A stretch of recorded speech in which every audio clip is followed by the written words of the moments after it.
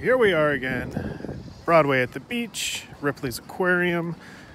Construction's moving along slowly. I haven't been here in a few weeks because of the rate of construction being so slow, but let's step on this thing without slipping and falling and hurting ourselves. Take a look at where we're at.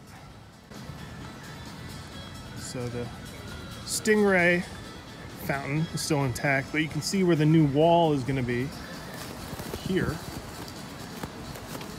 So when they take down this construction fence, I guess that'll be the new exterior wall.